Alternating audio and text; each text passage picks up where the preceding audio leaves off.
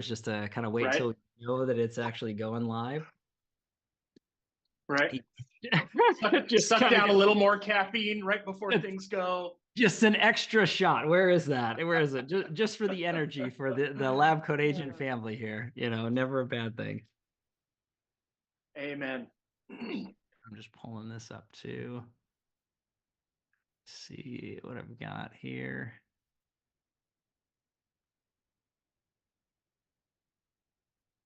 I'm gonna pull up the site just separately, see if it's on there. Jake, you usually jump in and you're like, hey, we're live. We're live. Oh, great. Awesome. Well, hey, everybody, thank you so much as always for your time and attention, your love and support here at Lab Coat Agents. We got another incredible live webinar. This is a special one for sure, and the timing could not be better. Getting close to knocking on 2024's door. Before we jump into it, just want to say hello. I am Greg Fowler, one of your humble moderators for Lab Coat Agents, and I'm also the founder of Lion Bolt Media. And today's topic, listing strategies into 2024 to combat confusion and build success with our good friend, Tyler Fenn, VP of Sales from REDX. Tyler, it's an honor, my friend. Thanks for taking the time and dropping in here. Absolutely happy to be here today. And this is going to be awesome, just diving into all the information. And again, everybody, before Tyler really jumps in and starts dropping bombs on everybody and really helping and scale, please jump in if you have any thoughts or questions into the comment section. I'll be managing that for Tyler. That way he can go down his road in his zone and just give all the knowledge. But feel free to engage. Anything you need, just let us know and we'll jump in. But I guess, Tyler, without further ado, this topic, it's right on it. So where do you want to start with this? Talking about 2024 and listing strategy here. Yeah. So let me if Jake, if you'll give me the ability to share my screen here. So here's the reality of it, Greg. 2023 was weird, wasn't it? I mean, 2020, 2021, 22, like things were so awesome. You could bark at somebody and they'd be like, "Oh, you're an agent? I want to sell my house," right? Like it was that easy. Right. 2023 totally threw us for a loop. We saw home prices stay really high. We saw interest rates go nuts. Some crazy legislation that is going on, and I think there's a bunch of us going, "What's 2024 going to do? Like, what's it going to look like?" And that means that we've really got to have things worked out here and have some great strategies that are proven to work. So if you're okay with it, I'm going to jump in and I'm just going to start spitting some knowledge and you interrupt me if you want me to go deeper. How's that? Anytime, Tyler. And again, you are the master when it comes down to this. And I would encourage everybody, and hopefully you can hear this. Pens ready. Make sure you take some major notes on this one for sure. I'll be doing the same. Okay. Well, let's jump into it. So there's a couple of things before I jump in, right? This is kind of the disclaimer here. Some of you that watch this webinar are going to be brand new agents, and some of you are going to be veterans with possibly thousands of transactions in your career. And here's what I love is, regardless of where anybody's at, people still want to learn. They still want to grow. They still want to progress. And so I'm going to teach some things that I believe will help you wherever you're at. And that's the most important thing. But we are going to cover a lot of information really quickly. And so as you're writing down notes, it's less important that you write down what I say, and it's more important that you write down what you hear, right? Because those are not always the same thing. And what's going to happen is when this is all done, you go back and look at your notes, you're going to go, okay, this was good, this was good, this was good. Oh man, this was really good, right? Like star, underline, whatever you got to do. And then those are the things that you want to go implement. Because if we could implement everything, that would be awesome, but we can't, which means we have to go implement the things that we're most excited about. And that's going to move the needle the most in the business. And so it's going to be different for everybody. And we're going to get Craig in here. My name is Tyler Fenn. So I've been at REDX for almost 2 decades, and my primary focus is helping real estate agents implement tools and strategies to build an engaged database. Like that's really what it's all about. Is we want to have a consistent flow of business coming in the door all the time. And there's a bunch of different ways we can do that.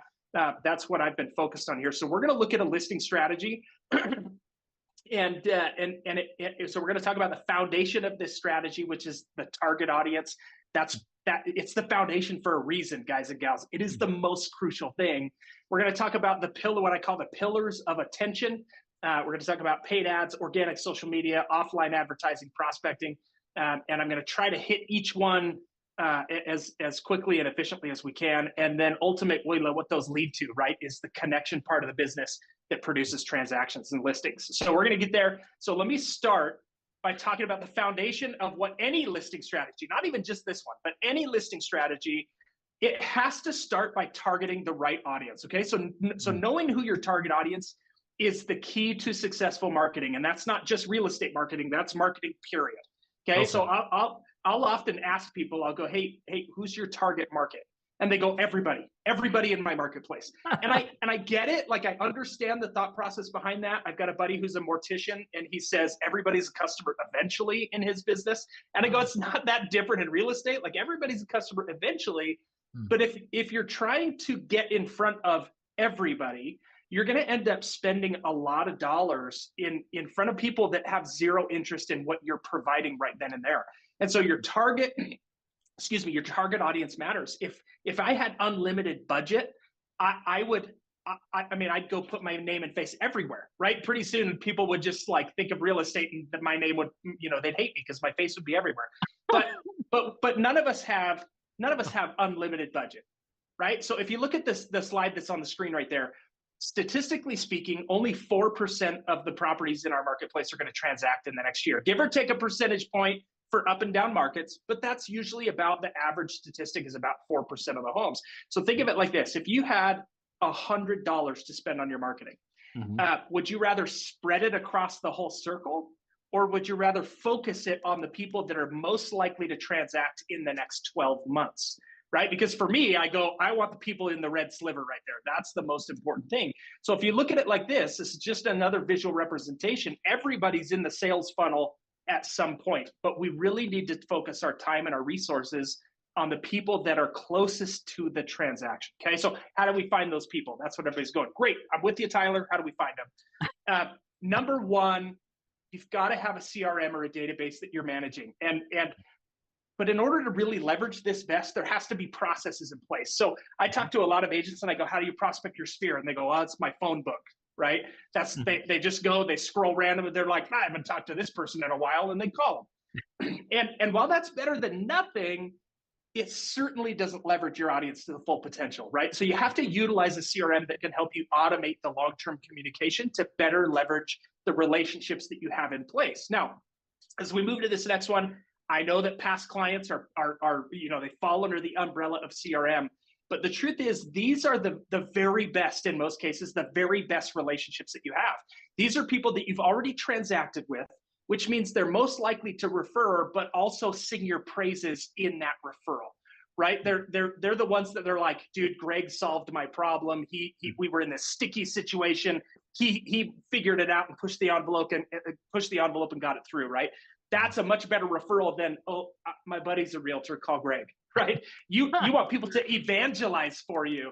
And that's really what that's all about, right? So your past clients, your offline network, these are the people that are going to put you in touch with those that are going to transact in the next 12 months. This is your doctor, your lawyer, your accountant, your neighbor, your friends, your church congregation, your networking group, like all of the people that we interact with on a face-to-face basis regularly in our lives. These are the people that we want to leverage and be in front of regularly to be looking for those people that are going to transact. And then obviously your online network, right? All your Facebook followers, your friends, your subscribers, people that get your weekly newsletter, whatever it is. All of these people would be considered your database, right? That's what all of these people fall under. But there's a huge group of people that are close to a transaction that if we're not taking advantage of, we're going to miss as well. Expired listings are one of those. Hint, I'm biased, right? I work for REDX, right? Expireds are an awesome tool. But here's the crazy thing. The average days to relist for an expired listing is 35 days. Okay. And most of the time what we do is we just call the first expired listing like every single day, and then we never touch them again. But on average, they're taking 35 days to relist. But the percentage of expireds that relist within 6 months is 95.8. right? Wow. Which means these are people close to a transaction. Right now in the marketplace, there's about 500,000 expireds, which means there are thousands in every single marketplace. And if we're not taking advantage of those, we're missing out. These are the people with they're the low hanging fruit. Okay. Likewise for sell by owners, right? 9 out of 10 end up using an agent to sell a home anyway. So if we're not getting in front of those people, we're missing out. The pre-foreclosures, the distressed properties, certainly a niche of the market that people that have to transact if possible in the next 12 months. Your vacant rental properties, right? These are people looking to cash out or divest their equity into more properties. Lots of 1031 exchanges coming from this. And isn't it great to call somebody, get a transaction, and then immediately roll that into 2 or 3 more? Like that's perfect, right? That's what we want. The vacant rental properties are an awesome place to go. High turnover neighborhoods, right? What are the subdivisions, the neighborhoods, the zip codes in your marketplace that people are naturally being attracted to? Those are the areas where we have to be targeting, right? So targeting the right people is all about spending less time, money, and energy on people who aren't going to be ready this year. It's not that we want to avoid them altogether.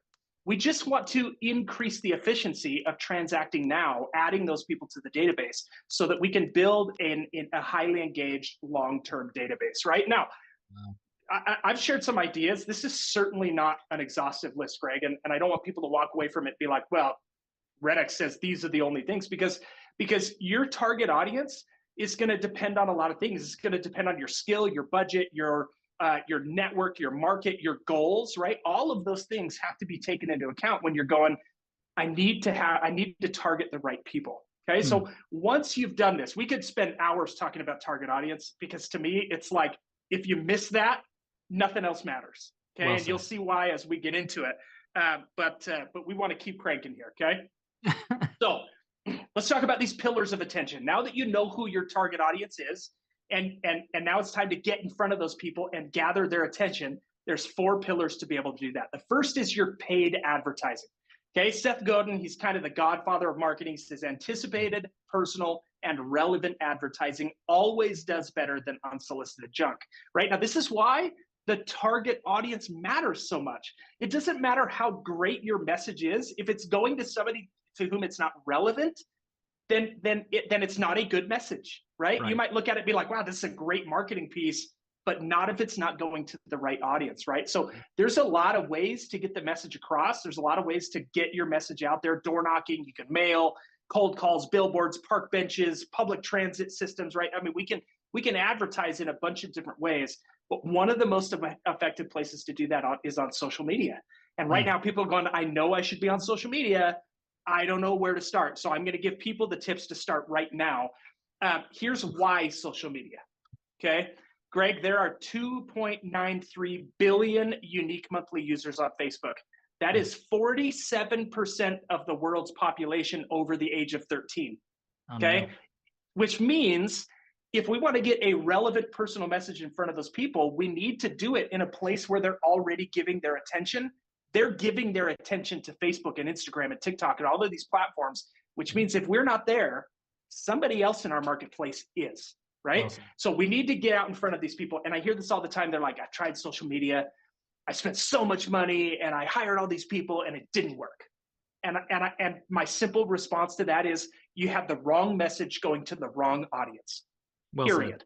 That is the reason that advertising doesn't work, is you didn't cultivate the right message with the right audience. So I'm going to take everybody through an exercise right now. There's 8 steps to this exercise. So pens out, because you're going to want to write these down. And I'm going to show you how to create a social media ad. So simple and so perfect for the target audience that it almost seems like it won't work, but I promise you it does. Okay, step number 1. You have to identify the audience, okay? And you've got to be specific. You can't go sellers in my marketplace. That's not specific enough. You need to be more specific, right? What zip code, what price range, what property type, what are the people dealing with in life right now? For the sake of this example, I'm going to use an expired listing. If I want to target expired listings in my marketplace, this is what I would do. Okay. Step number 2, I need to identify the problem that my audience is currently facing. When you look at expired listings, that's a simple answer. We go, well, their home didn't sell, right? They tried to sell it. They packed their boxes. They probably did everything their realtor said, probably, right? but their home didn't sell. So that's the problem that they face. Hmm. Step number 2. Now, guys and gals, when you go through this exercise, you should sit down at the table and write these things out. You can't just put it in your mind. Write it down, and you'll see why in just a minute. So step number 3, what is my audience currently feeling? What's the emotional situation that they're in, right? For an expired listing, they're going to be frustrated, angry, they're going to have regret, they're going to be confused, worried, discouraged, right? They're going to have those types of feelings in there. And if we know that, we can then ask the question, what are they currently thinking? Okay, they're going to go, man, I wish I'd listed a year ago, or why are so many agents calling me? Why weren't they calling me when the home was on the market? Maybe I'll just sell my house on my own. Maybe we'll just stay put for now. Those are the types of things that they're thinking in their mind. Okay, so step number 5, what do they need to feel in order to take action? Ooh, what is the emotion they need to feel in order to take action? Well, for an expired listing, they need to feel hope. They need to feel hope that they can still get that home sold and move on to the next stage of life like they planned for. They have to understand that it can still be done. Okay, so step number 5, what do they need to feel? And step number 6, what can you say in one sentence to help them feel that way? That's the key. What can you say in one sentence to help them feel that way? Hey, just because you missed the peak doesn't mean you can't get what you need out of the sale of your house. Timing the market is luck, but you don't have to be unlucky twice. Better to sell now than wait for more uncertainty. You don't have to change your plans. Homes are still selling in the marketplace, right? Whatever it is, like something simple, succinct, to the point that makes them go, oh, okay, that makes me feel a little better. Mm-hmm. Okay, step number 7, what is the solution to the problem? Now, the ultimate solution with an expired listing is I need to sit down with them and show them my marketing plan. I need to show them what I do differently. I need to build value in what I do. But that's too deep down the rabbit hole. Think simpler. What is the solution to their problem? Well, I need to get in touch with them, and I can do that by giving them a free consultation. I can give them an accurate market valuation. I can schedule an appointment. They can schedule an appointment with me as an industry expert. That's the step that I want them to take. And then step number 8, what is the action that they'll take to complete the solution or to have access to the solution? Okay, so it could be a call to action in your ad that says, hey, click here to learn more, schedule a free consultation, download, free ebook or free marketing guide, subscribe to a free market update, right? Whatever the intent of the ad is based on the audience that you're working with, that's going to matter. And then here's why these 8 steps are so powerful when you write them down. Mm-hmm. It's because when you look at the structure of an ad on Facebook or Instagram, all you do is take the answers to those 7 steps and put them in the appropriate place on the ad. Beautiful. What they're feeling, what they're thinking, here's the solution, here's the call to action, with a video validating the feelings that they're having. Super simple, right? Wow. So if you know your audience and you go take yourself through these 8 steps, that should only take you 5 minutes, tops. Right? This is not like, oh, I need to sit down and schedule time for a brainstorming session. No, this is like super simple. Get an ad out there that's relevant to the audience. So awesome. So following these are going to allow you to create the ads with the right messaging to put in front of the audience that's going to allow them to take action and move the process forward, right? Super simple. Okay, pillar number 2. Pillar of attention. Okay, go ahead. Tyler, before you jump, this is literally beautiful information, rapid fire, as you said. I mean, incredible stuff. And I have to reiterate to the audience, I mean, those 8 steps that you just went through, magic. This makes or breaks the success of understanding, as you depicted, the core audience of who that person is. Taking the time to set yourself up this way in the foundation is going to let the rest of it do its job. And Tyler, correct me if I'm wrong, but most real estate professionals and entrepreneurs don't take the time to do this. 100%. And it's and most of them, though, Greg, they just don't even know that they should. The biggest weakness that we have is that we don't know what we don't know, right? And so if we're not out there educating ourselves, that's why at the beginning I said, look, the fact that we're on this webinar, part of Lab Coat Agents, the fact that you're new or 30 years in the business, you're still trying to progress is awesome. That's necessary. You cannot stop doing that. But sometimes it's really simple. And I just like those 8 steps.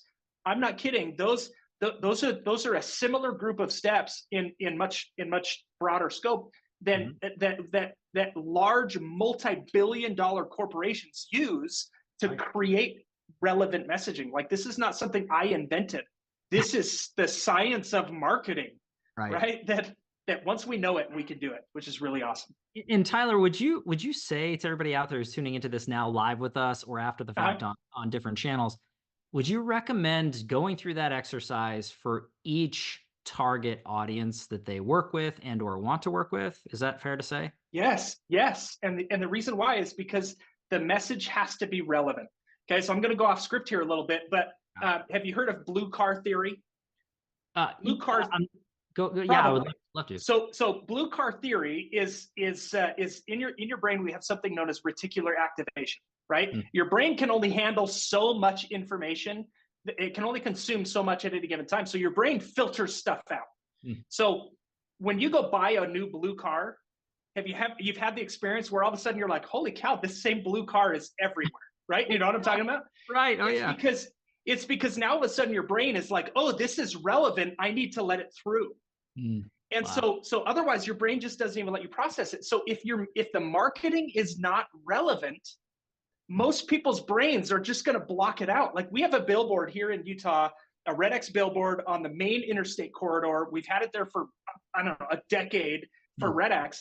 And I'll be talking to somebody and they'll be like, hey, where do you work? I'll be like, I work for this company called REDX. And then I'll get a text message like 2 or 3 days later. They'll be like, hey, I just saw your billboard. And I'm like, you've seen it 1,000 times. But now your brain's letting it through, right? So now it's relevant for that person. They're like, oh, goodness, hey, look, there's Tyler's billboard.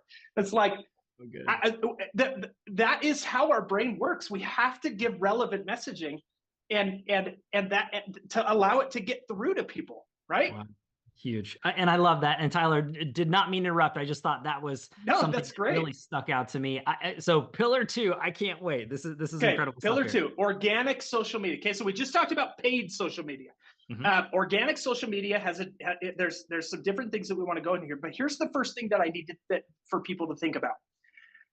Most important in all of your content that you put out organically, that's going to the people who already follow you, right? That's your organic audience, your past clients, your friends, your family, your neighbors, right? People that already you're connected with on social media.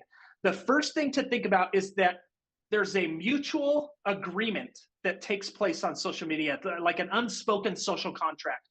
So every time you post something on social media, you have to ask yourself, am I going to breach the social contract? Okay. The social contract is that they pay us with their attention, which is what we want. And we have to exchange something of value in return. Okay. Which means my content has to provide one of 4 things. It either has to entertain, it has to educate, it has to motivate, or it has to validate. Okay, so this next statement, I'm going to ruffle a few feathers, but I promise you it's for your own good. Ruffle them. If all you're doing on social media is posting pictures of your new listings with a link to the MLS and posting pictures of your clients who just transacted, please stop. And the reason why is because you are breaching that social contract. You are not providing to your audience entertainment, education, motivation, or validation, right? So people see that and they go, oh, neat. And then they scroll on. And I promise you, for 99% of those posts, they have very little engagement, very few comments, very few likes, very few shares, if any, which means you're breaching the contract. They're giving attention, and in exchange, you're not giving something of value in return, okay? So let me show you how to fix that, because if you're one of those agents, I promise you I'm gonna help you. So I ruffled feathers, let's smooth them back out, okay? Here's 4 tips for great, effective organic posts, okay? Number 1, video is king, right? If you think 6 years ago, 7 years ago, TikTok didn't exist, YouTube Shorts didn't exist, Facebook Reels, Instagram Stories, none of those existed. Okay, so video is king. People aren't stopping anymore to read long text posts. They're stopping to view videos. And even though there's already a ton of videos on social media, 85% of users are saying they want even more. Okay, now I'm not saying that all of your content should be video, but you should definitely be leaning heavy in the short form content video area. Videos that are 10 to 60 seconds long, that again, don't breach that social contract. You've got to educate, entertain, motivate, or validate. Okay. So tip number one, video is king. Tip number two, you have to have a variety of topics. Okay. You cannot be a one-trick pony because they're going to lose interest and they're going to give their attention elsewhere. Okay. So here's how you avoid that. You want to create what's known as a topic wheel. Okay. You're going to intentionally go through the process to go, these are the 4 or 5 things that I'm naturally passionate about. That's key. I'm naturally passionate about these things. Obviously, one of those is going to be real estate. I strongly recommend that number 2 is your personal life. You don't have to get vulnerable and disclose private information every time, but people want to see the real you, right? Because the relationship is existing online. They want to see the real you. So your personal life should always be number 2, and then pick 2 or 3 other things that you're naturally passionate about, right? Maybe it's motorcycles, could be, I don't know, horses. Maybe you're a real foodie, right? So you want to post about local eateries, books, maybe you like to read, skydiving, CrossFit. Like, it doesn't matter as long as it's something that you're naturally passionate about, because what's going to happen is you're going to connect with people from those different groups, from those different passions. And then the guys that like you because you share an interest in CrossFit are going to also see your real estate posts. And the people that see your book posts are also going to see your real estate posts, right? So you have to vary the topics to 4 or 5 that you're going to regularly post about on a regular basis. Well said. Okay. Now, tip number 3, you have to post consistently. You can't go slam 8 posts on Facebook and Instagram all in one day and then ghost everybody for 6 weeks.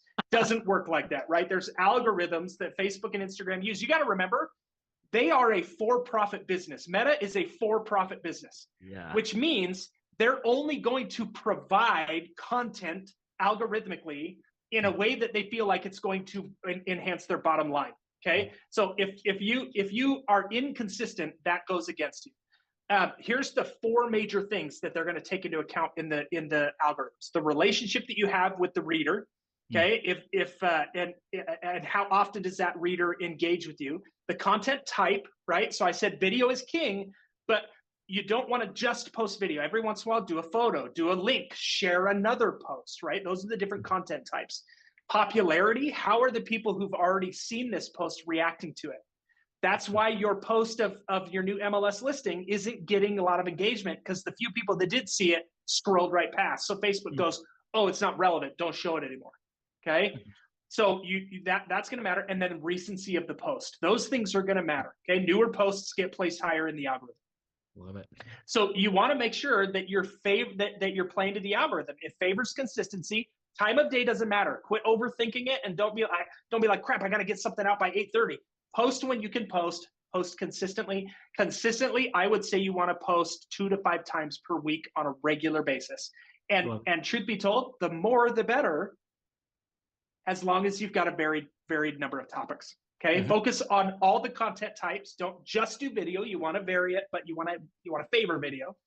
You want to post about all your topics, and then you want to repost and cross-post between Facebook, Instagram, TikTok, right? So put your video on your Facebook page as a post, and then also post it as a reel, and then cross-post it as an Instagram story, because that allows you to use multiple bits of content in multiple ways, multiple capacities. Okay.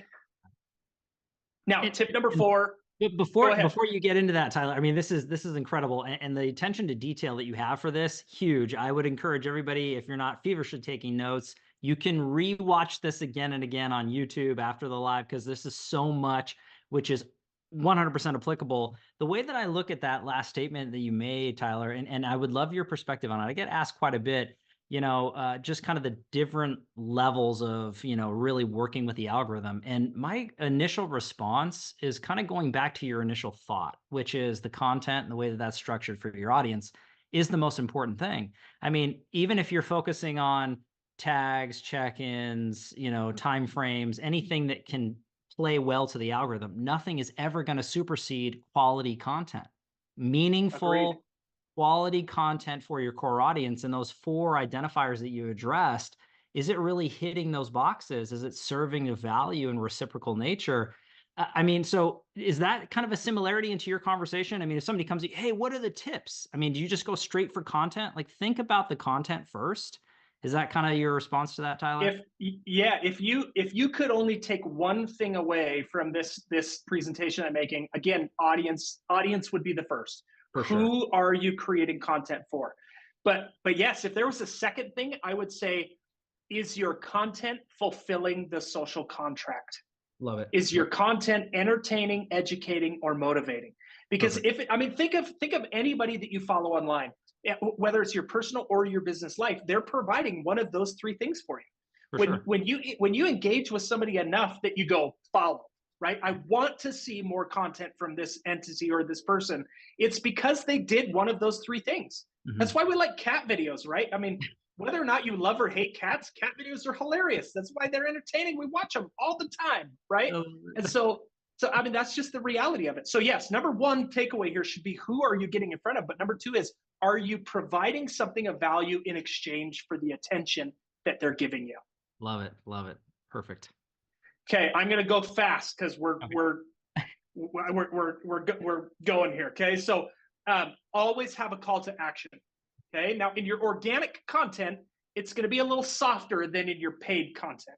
Mm-hmm. It's going to be something like, hey, click below to get these three things that I just talked about in an ebook, or follow me for more, DM me with your questions, share your own experience, right? But you should always have some sort of call to action, especially on the real estate posts. You might not on your personal life, and that's probably okay, but for sure on your business posts, your real estate content, for sure have some kind of call to action that invites people to engage with you.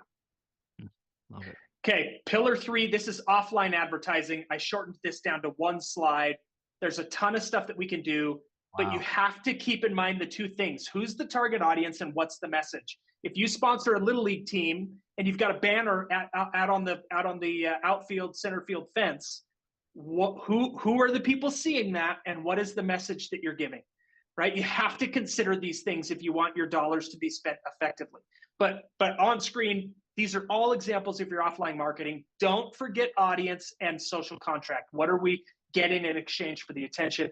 Pillar number 4 is the prospecting. This is the proactive outreach of generating new business from new contacts. Did you know that 58% of agents who are netting, not grossing, netting $250,000 every year in their business still take time to knock doors? Wow. And the reason why is because it's one of the most effective ways to get in front of your target audience, to gather their attention. Don't just knock doors just to knock doors. Knock doors because they're your target audience, because they're in the high turnover neighborhoods, or because they're expired listings, or because they're your past clients. That's when that becomes really, really powerful. Okay, phone prospecting, picking up the phone is still one of the most effective and profitable ways to get in front of your target audience.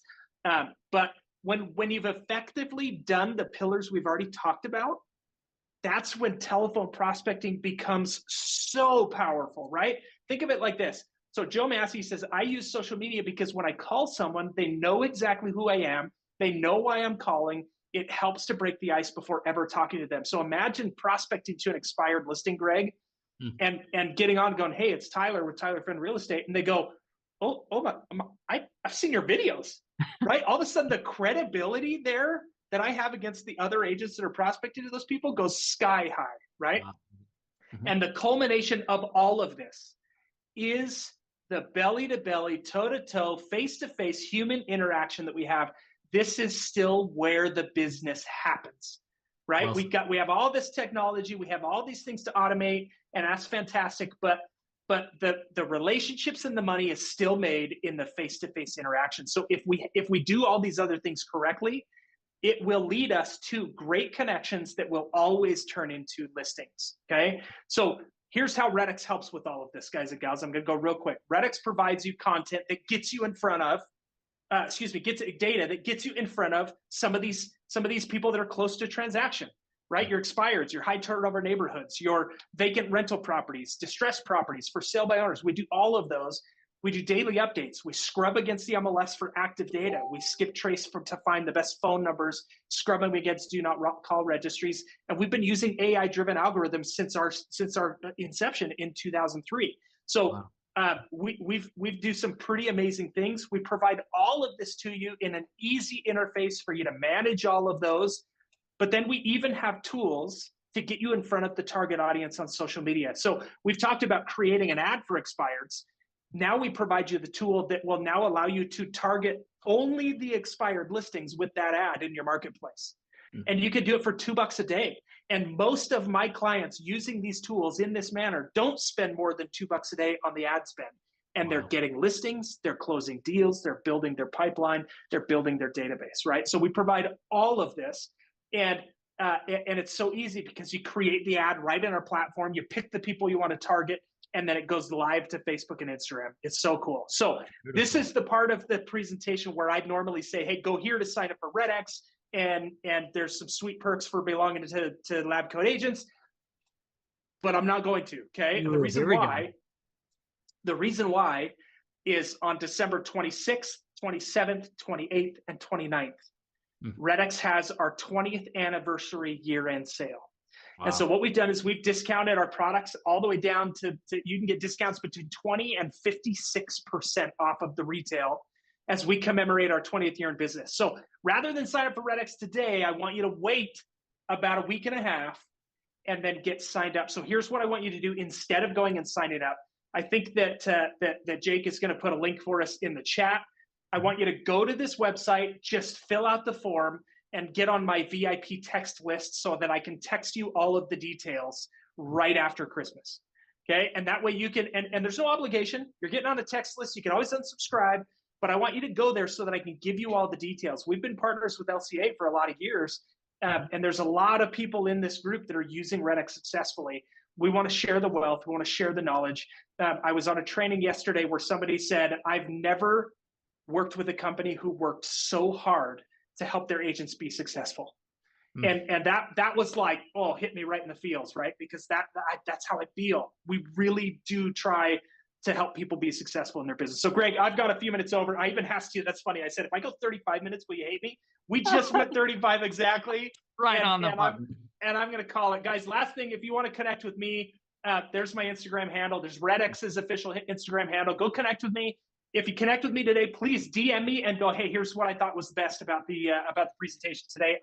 I'll connect with you, and we'll start building a relationship with one another. Greg, I'm done. I did Tyler, drop the mic on that one, my friend. I mean, that was a master class. I mean, in 30 minutes or actually less, the tactical takeaways and tools that you had shared with, LCA is incredible. And I would encourage everybody to take that to heart. What Tyler is saying is tried and true, and really applying these things to your business are going to help grow and scale. And in a very big way into 2024 for that listing strategy that you're looking for. I would also encourage everybody to jump on that text list. That's huge. I mean, Tyler, you didn't have to do that, but the fact of the matter is you're like, hey, everybody, hang out, wait to that time frame, get the percentage off.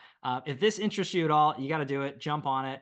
Tyler, I can't thank you enough, my friend. I mean, that was incredible. Truly an honor to spend this time with you. Thank you. I can't thank you enough. Thank you. I'm happy to be here.